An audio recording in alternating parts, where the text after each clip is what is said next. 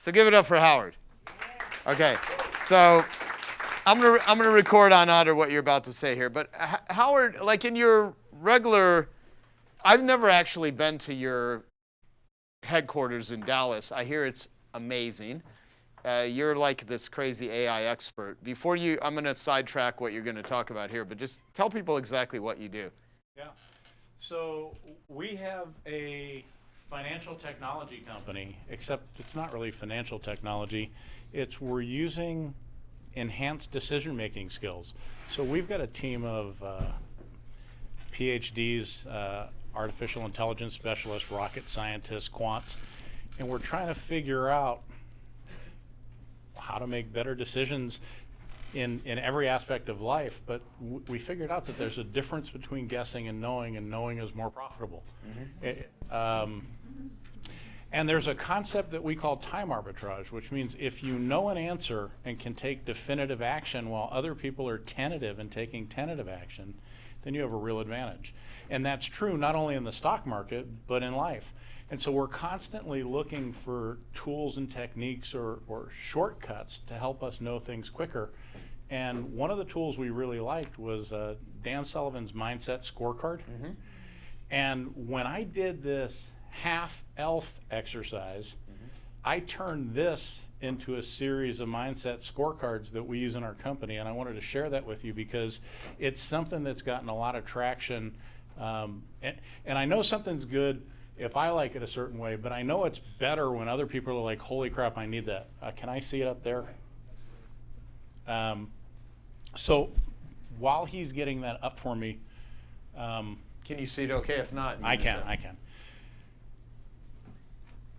I believe that energy is an incredible metric. It might be one of the most important things to measure. And when I get a phone call and I'm like, oh, it's almost like God's whispering in my ear saying, this is not your path.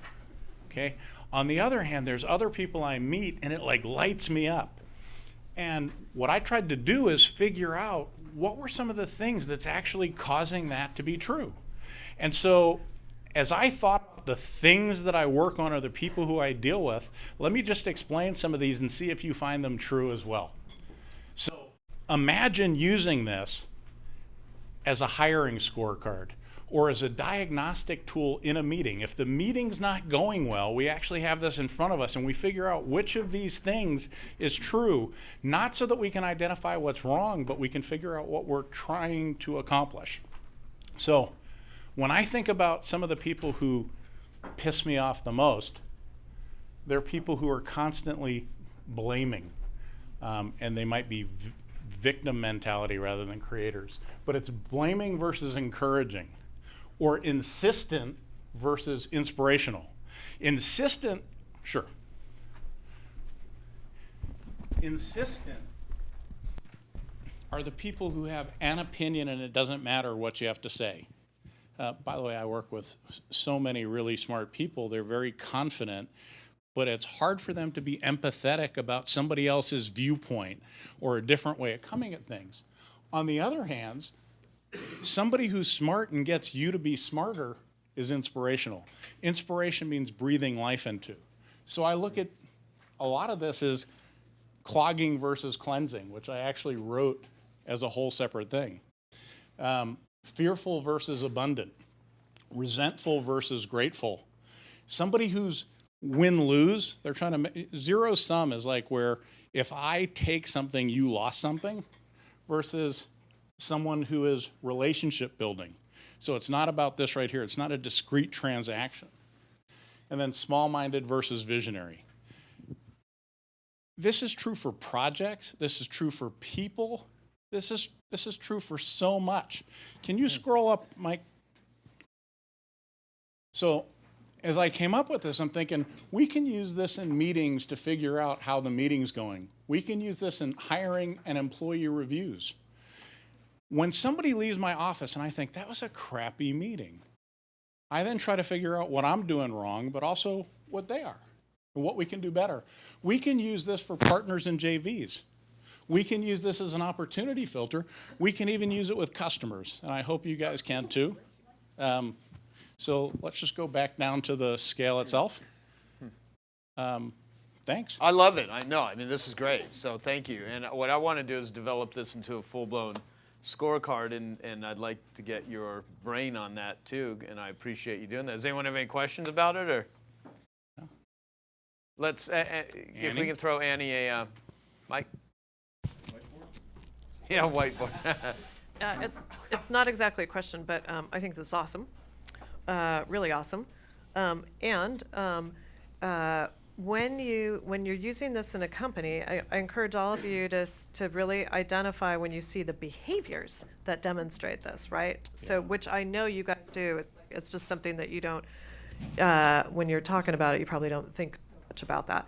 But it's like you could say in your company what each one of those behaviors looks like. Like when somebody is abundant in your company, what might they be saying? You know, when they're encouraging in the company, what might they be saying? And I think the words themselves are really important. These are words that mean something to me, but a lot of times people who are so certainty-based, they have to hear something in a certain word or in a certain order. I think the order that these show up on the form is important based on culture.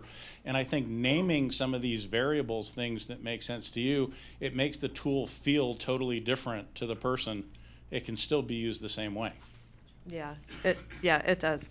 And it also is just so helpful to call out when you see people behaving that way. Because sometimes it's tricky when people are in a situation that they're trying to, they could be in a fearful place, but they're trying really hard to be grateful. So I agree with you, and I want to take it a step further. Vern Harnish does an exercise at one of his events where he gives people clickers, and they leave the room so that they don't know what's happening.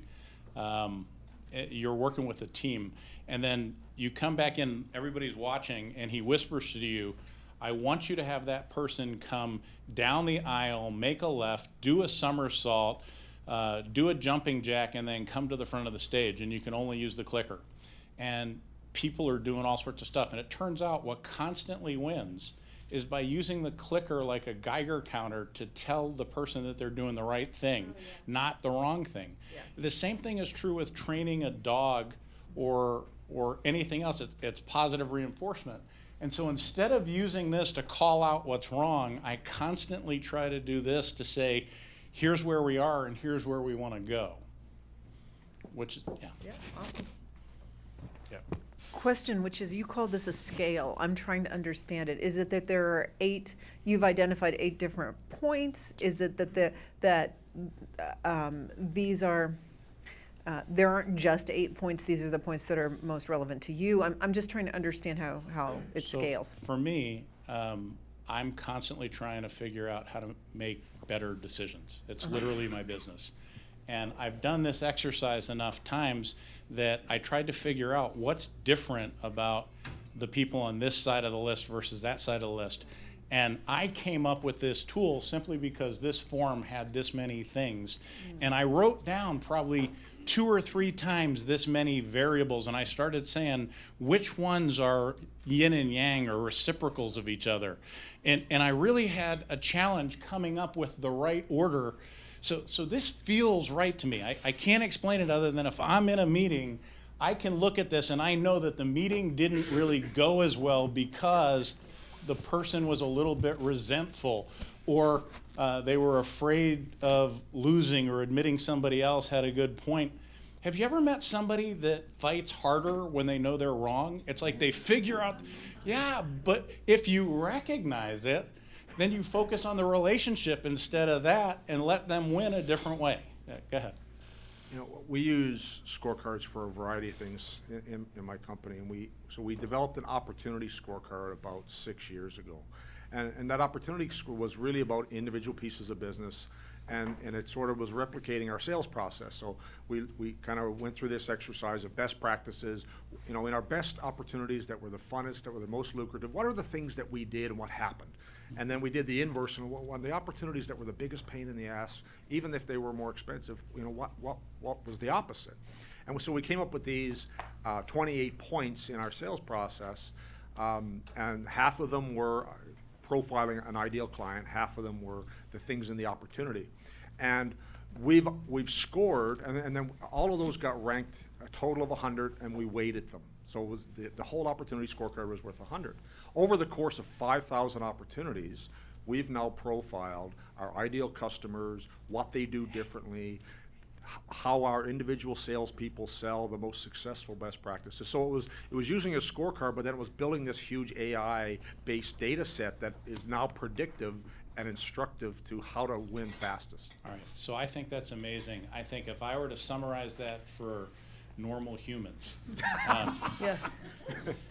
what I would say is, there's a vision and values exercise where you call people up and you say, hey, who represents the company the best? And they say, gee, I think it's Jerry. And you say, all right, how come? And they have a yellow sticky note and they put it on the board and they put a word that represents That's Jerry. what we did when we built this. And everybody does this a bunch of times. Then the trick to this exercise is to then do a second round where you have people put those values together in piles so that you start to see which things are really saying the same thing a different way, because 28 is too many metrics. And then you get to a point where you look at the pile and you have the group figure out what to name it. And a lot of times they're going to name it something negative because most people are more in tune with the danger rather than the opportunity and the strength. And it's really important from a leadership standpoint to give somebody a direction and a tool or a capability that makes them more confident that they're going to get it.